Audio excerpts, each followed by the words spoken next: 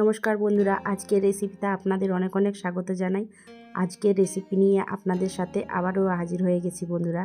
আর আজকের রেসিপিতে আপনাদের সাথে শেয়ার করব ফুলকপি, বেগুন আর সাথে আলু আর সিমের একটা সুস্বাদু রেসিপি।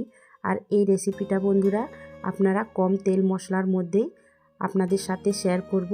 অবশ্যই পুরো ভিডিওটি দেখতে থাকুন, আপনাদের অনেক অনেক ভালো লাগবে। তো বন্ধুরা, আজকের রেসিপির জন্য সবজিগুলো সব খুব ভালোভাবে কেটে নিয়েছি আর পরিষ্কার করে ধুয়েও নিয়েছি। তো এখানে আমি ফুলকপি নিয়েছি এভাবে ডুমো ডুমো করে, আর সাথে বেগুন নিয়েছি ছোট ছোট সাইজের করে, একটা মিডিয়াম সাইজের, সাথে আলু পরিমাণ মতো, অল্প কিছুটা নিয়েছি সিম। তো সব কিছু সাইডে রেখে নিয়ে এখন গ্যাসের উপরে কড়া বসিয়ে নিয়ে এখন পরিমাণ মতো দিয়ে দিলাম সরষার তেল। তো বন্ধুরা, তেলটাকে এখন খুব ভালোভাবে কড়াইয়ের মধ্যে এইভাবে লাগিয়ে তেলটাকে খুব ভালো করে গরম করে নিয়েছি। এখন ফুলকপি তেলের মধ্যে দিয়ে দিচ্ছি আর সাথে দিয়ে দিচ্ছি শিম।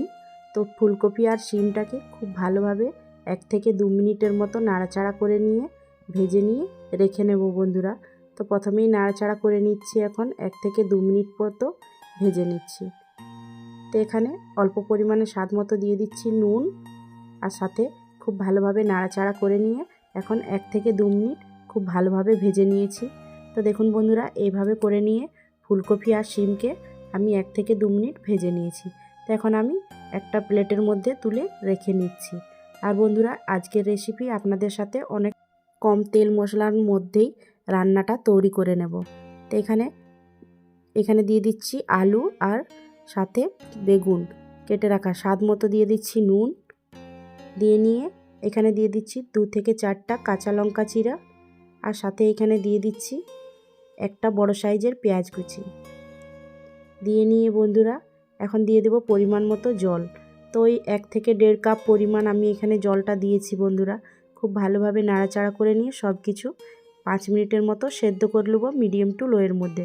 এখন ঢাকা দিয়ে দিচ্ছি, 5 মিনিট পরে ঘুরে আসছি। তো এইদিকে বন্ধুরা একটা মশলা তৈরি করে নিচ্ছি। তার জন্য এখানে নিয়েছি আমি 2 থেকে 3 চামচ পরিমাণ পোস্ত। তো এখানে পোস্তটা 2 থেকে 3 চামচ পরিমাণ নিয়েছি, আপনারা চাইলে কম বেশি করে নিতে পারেন।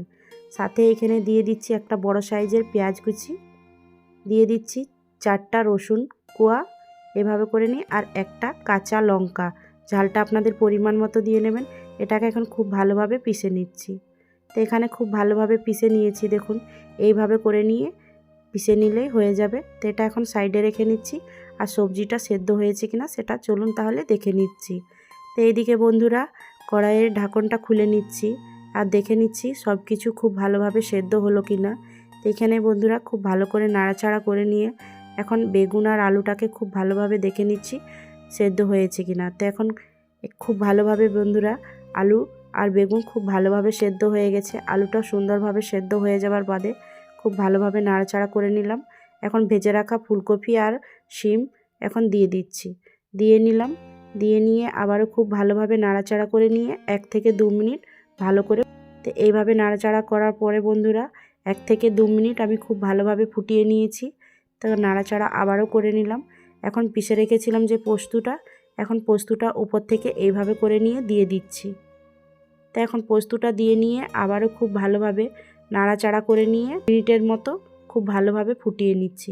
তো এইভাবে নাড়াচাড়া করে নিয়ে তৈরি হয়ে যাবে বন্ধুরা আজকে ফুলকপির এইরকম সুস্বাদু একটি রেসিপি। তো এখানে ফুলকপির রেসিপিটা আমার তৈরি হয়ে গেছে। এখন দিয়ে দিচ্ছি উপর থেকে সরষার তেল, 1 চামচ পরিমাণ উপর থেকে সরষার তেল দিয়ে নিলেই রেসিপিটা কিন্তু তৈরি হয়ে যায়।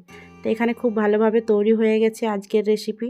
আর বন্ধুরা এইরকম কম তেল মশলার মধ্যে আজকের রেসিপি আপনাদেরকে কেমন লেগেছে অবশ্যই কমেন্টে জানাতে ভুলবেন না।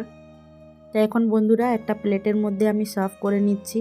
তো চলুন তাহলে একটা প্লেটের মধ্যে সার্ভ করে নিয়ে আপনাদেরকে দেখাচ্ছি যে আজকের রেসিপি কতটা দুর্দান্ত স্বাদের হয়েছে। তো এখন আমি একটা প্লেটের মধ্যে সার্ভ করে নিয়েছি, দেখুন বন্ধুরা। তো বন্ধুরা এইভাবে ফুলকপির রেসিপি একবার বাড়িতে তৈরি করে নিয়ে দেখতে পারেন। আর এই রেসিপিটি ভাত, রুটি, পরোটা যে কোনোর সাথে অসাধারণ লাগে।